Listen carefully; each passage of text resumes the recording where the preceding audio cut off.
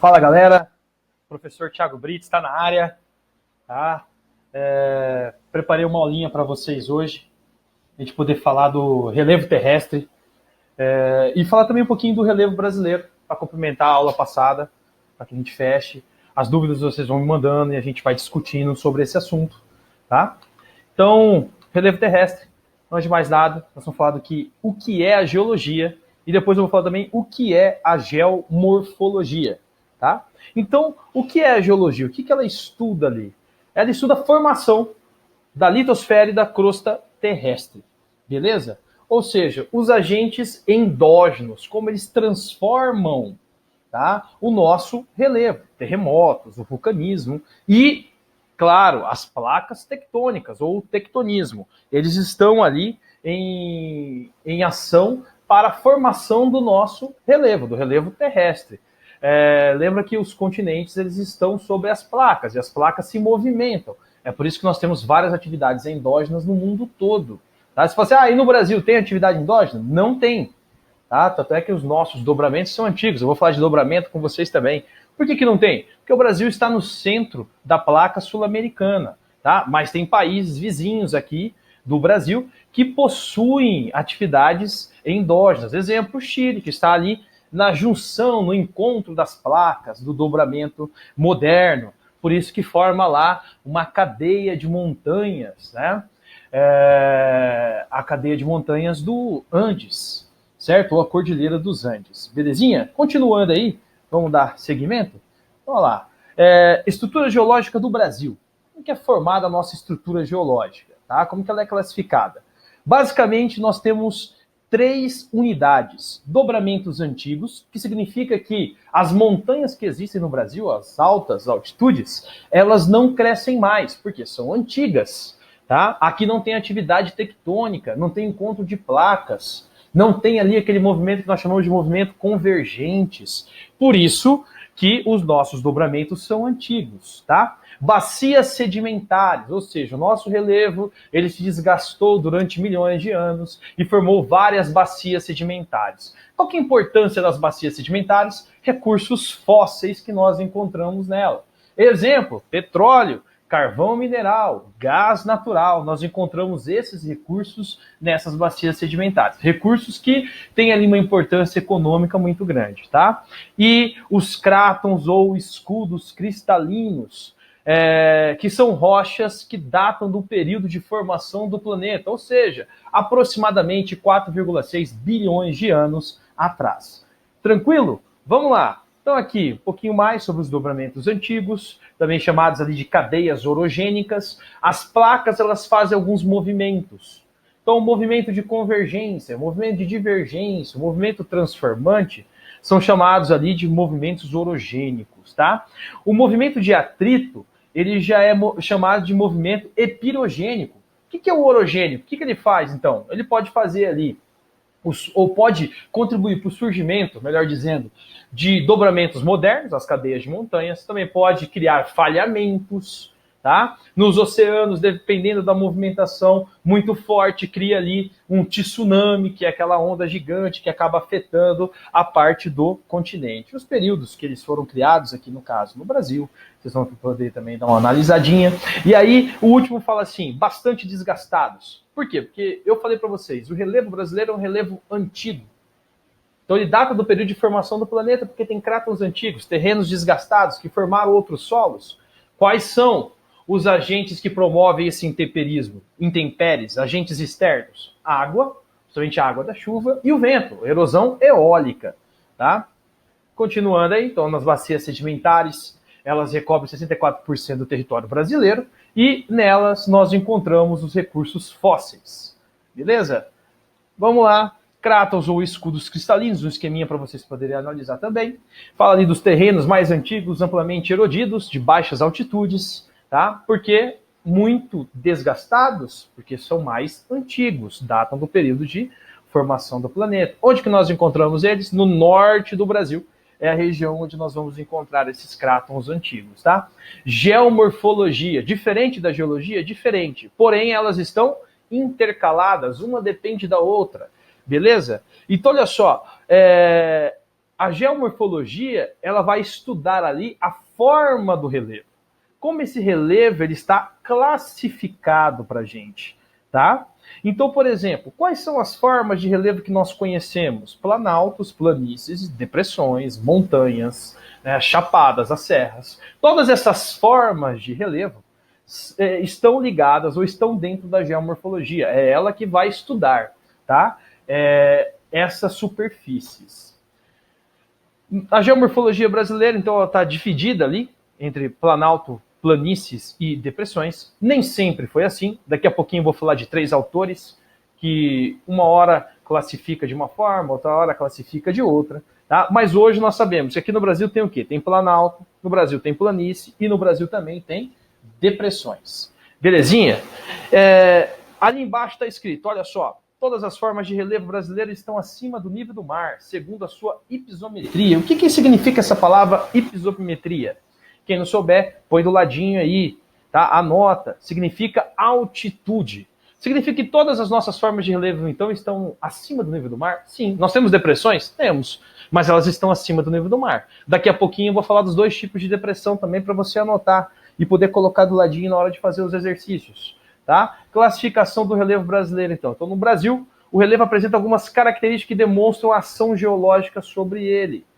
Por quê? No Brasil, nós temos altitudes que são consideradas modestas. Não temos nenhuma grande elevação. Professor, quando você fala grande elevação, você está comparando com quem? Estou comparando, por exemplo, com o Everest, que tem mais de 8.500 metros de altura, por exemplo. Tá? Então, a nossa elevação não se compara com esses dobramentos modernos, certo? Porque nós paramos de crescer há muito tempo atrás. Correto? Continuando. Nós temos aqui, então, 3 autores que classificam o relevo brasileiro, certo? São os 3 principais. Preciso saber quem são eles? Precisa. Tá? Preciso saber quando que eles falaram sobre esse relevo? Precisa, beleza? O primeiro é Haroldo de Azevedo, na década de 40, vai definir ali pra gente como está disposto as unidades de relevo do Brasil, certo? O segundo é Aziz Absaber, beleza? Vai definir para a gente também uma visão dele sobre as formas de relevo. E o terceiro é Jurandir Ross. Tem diferença entre eles? Tem. O Haroldo de Azevedo, por exemplo, ele leva em consideração as grandes altitudes, aqui como está disposto a classificação do relevo do Haroldo, tá? Então essa é a classificação dele. Então ele leva em consideração ali as altitudes. Então, ele coloca que as planícies elas estão classificadas ali inferiores a 200 metros. Os planaltos foram considerados relevos levemente ondulados, principalmente da parte onde nós somos banhados pelo oceano.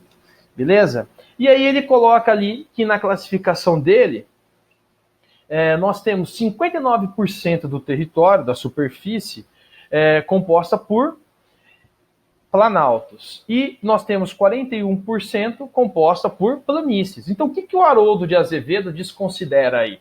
Ele desconsidera as depressões. Beleza? Essa é a grande observação. Ele não leva em consideração as depressões. Lembra que eu falei para vocês, década de 40, nós não temos tanta tecnologia para poder estudar a geomorfologia do Brasil. Tranquilo? Então era mais ligado à observação. Na sequência, Aziz Absaber. Importante esse geógrafo, porque ele também vai definir os domínios morfoclimáticos que vocês já viram comigo, certo? O Aziz, ele vai variar. O Haroldo de Azevedo, ele coloca 7 unidades de relevo. O Aziz já traz 10 unidades de relevo, porque ele vai dividir algumas unidades ali da parte oceânica, certo? Então, ele não leva em consideração a altimetria, ou seja, a altitude do relevo, mas sim a modelagem dele, a geomorfologia desse relevo e da região. Tranquilo? Nessa classificação, o relevo brasileiro então, vai passar de 7 para 10. E nós temos ali, então, a divisão de alguns planaltos, tá? Ele também colocou algumas outras subdivisões regionais, tá? Originando ali o Planalto Maranhão Piauí e o Uruguaio Sul-Rio-Grandense. Outra observação interessante aqui também do Aziz, assim como o Haroldo, ele acaba desconsiderando as depressões. Ele só leva em consideração planalto e planícies. Tá? Nós estamos falando do Aziz analisando essa geomorfologia na década de 70, através da observação também. Então não tinha tanta tecnologia nesse momento. Beleza? E o terceiro e último, que é o Jurandir Ross, essa análise do Jurandir é a que nós seguimos nos dias de hoje. Até que no seu livro aí, na hora que você for analisar, ou em todos os livros didáticos que falam de geomorfologia brasileira, nós vemos sempre o Jurandir Ross sendo o conceito que nós seguimos. Tá? Então o Jurandir pega lá o final da década de 80 e ele consegue classificar para a gente as 3 grandes unidades de relevos que existem no Brasil. Certo? Então ele usa ali um programa do governo militar, que é o Radam Brasil, para poder, através de aerofotografia, definir a morfoestrutura geológica, tá, do relevo brasileiro. E aí ele vai dividir, ele vai ser o primeiro a falar de planalto, planícies e principalmente delas, que tinham sido esquecidas pelos outros geógrafos, a geomorfologia, ou melhor, tratando aí também, relembrando as depressões, que não apareciam na discussão dos outros dois, mas aqui com o Jurandir Ross, as depressões vão aparecer, beleza? Essas depressões, elas estão localizadas no Nordeste, são as depressões sertanejas. Aqui, então, ele divide em 28 unidades de relevo para a gente. Tá? Se você, vou precisar saber essas 28 unidades, 7, 10, estava fácil, agora 28? Claro que não precisa decorar nada disso. Você só precisa saber que o Jurandir Ross é o geógrafo que a gente segue hoje, tá? E ele é o que tem um estudo mais aprimorado, porque ele vai falar ele vai conseguir trazer para a gente as planícies, os planaltos e as depressões para que a gente possa analisar ali a geomorfologia do Brasil. Tranquilo? Então, os planaltos são áreas relativamente planas e altas. Onde que eu posso ter um exemplo de planalto? Campo Grande, né? Está numa região aí onde nós temos áreas de planalto, subidas, descidas, tá? Elevações, nós temos isso aqui. O Mato Grosso do Sul tem. Por exemplo, eu coloquei alguns exemplos de serras, que vocês estão acompanhando, Serra das Ursas, Planalto da Borborema, mas nós temos a Serra de Maracaju, que é um exemplo também. Tá? Chapada Diamantina, na Bahia, que também serve de bloqueio natural para não passar ali os ventos úmidos do oceano, também serve de exemplo como uma grande elevação do relevo brasileiro e área de planalto. As planícies são as áreas mais baixas, ali é onde ocorre a disposição dos sedimentos e também a compactação dos solos. O que é uma deposição de sedimentos? São as rochas que sofrem ali o processo do intemperismo, o desgaste, através da água, do vento, né, através da vegetação, tá?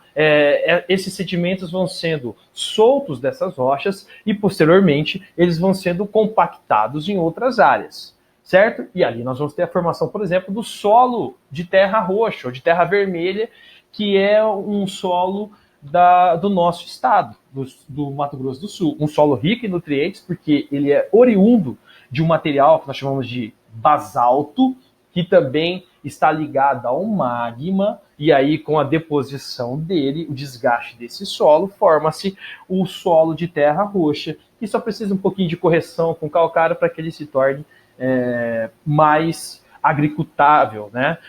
Mais produtível também. Certo? Exemplos que nós temos aí: planície flúvio marinha do Recife e a planície do Pantanal e planície amazônica. Do Pantanal, eu coloco ela aqui para vocês, para que a gente lembre, né? Onde que está essa planície do Pantanal? No Mato Grosso do Sul nós temos ela.